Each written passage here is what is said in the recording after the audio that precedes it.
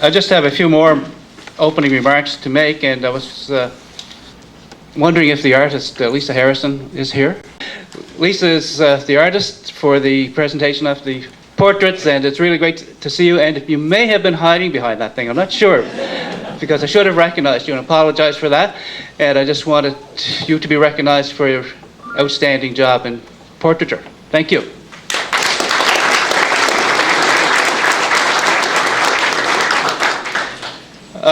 We will be presenting to each of the recipients a piece of Nova Scotia crystal, framed certificate, and then we will be unveiling the official portrait that will go on the Wall of Fame.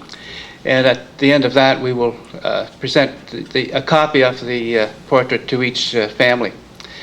And I'm the MC. I'm introduced by Billy Joe. I'm John Davis, and I would like to thank my committee as well. Roy Sturmey, Roy Dobson, Big Mac, Terry McDonald, and my lovely wife Paula, who was also with me. Jimmy Cass is one of those guys who grew up in Port Hawkesbury immediately after the Second World War, and as a teenager he set an example for the young people who were 5, 6 years younger than him, and most of those people who were involved in baseball wanted to be the next Jimmy Cass. Jimmy McIntyre, as Billy Joe mentioned, was associated with harness racing and ice racing. I grew up in Granville Street just at the time when the ice was leaving the harbour, and I could watch some of those races from my window on Granville Street, and I always enjoyed watching Jimmy McIntyre and his horse on the last of the harbour ice before it got too watery, I guess. Dave McIsaac was a member of the famous Port Hawkesbury Hound softball team. I got to play with Dave and coach with Dave when they won the Cape Breton Championship way back in 1989, and I dare say I was coaching Dave when he played his last game, because I know he took an injury there back in 2008. I'm not sure he's played since. Ian McKinnon. I watched Ian play ball with the Dino's drive-in team in the 1960s in a very competitive Port Hawkesbury softball league, and many of the games in which I played and coached, when I saw Ian coming to the field, I knew that it was going to be a fair and honest game that we would be participating in. And Dale Ryan. Dale taught my favorite Highland dancer in the whole wide world.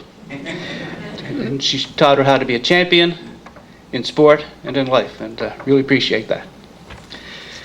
It's now my pleasure to begin the induction process, and I'm going to call on Roy Dobson to introduce our first inductee, James Cass.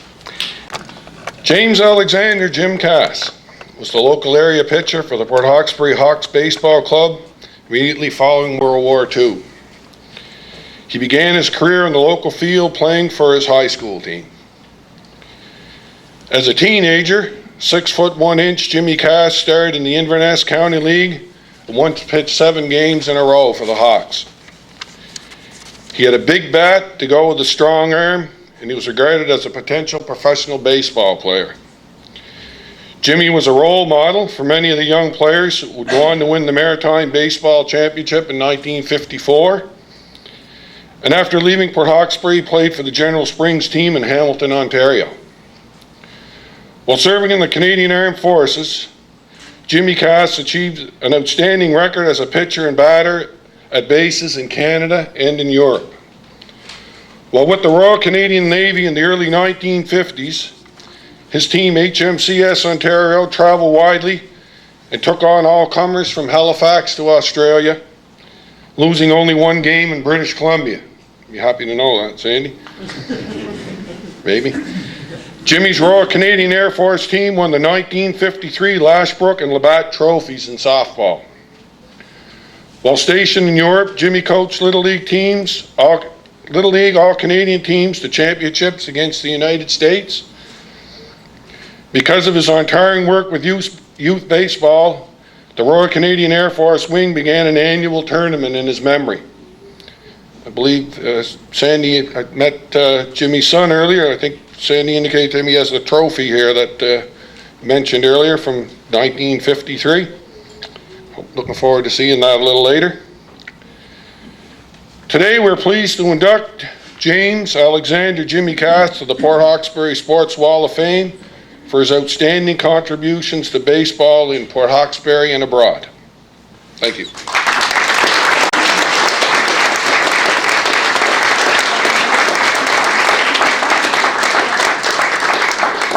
I'll now call on Mayor McLean to do the presentation to Fred MacNamara. I've earned this right by being a part of the Cass family, by being married to one of them for my wife.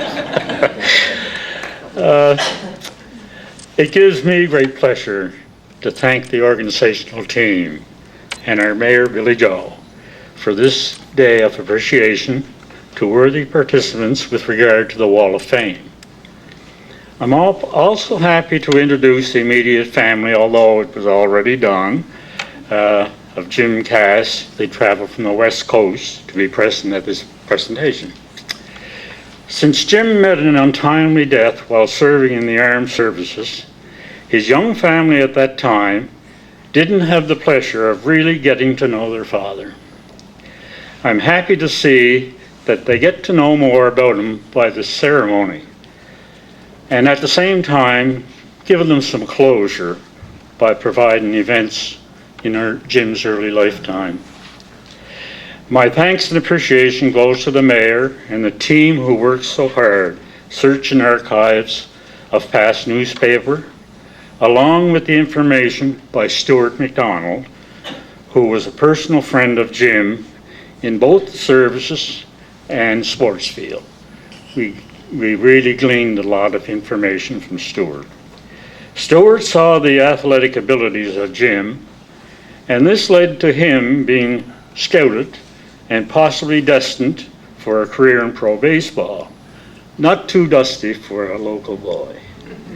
So my thanks to everyone who made this sort of a closure for the young family at that time. So thank you very much.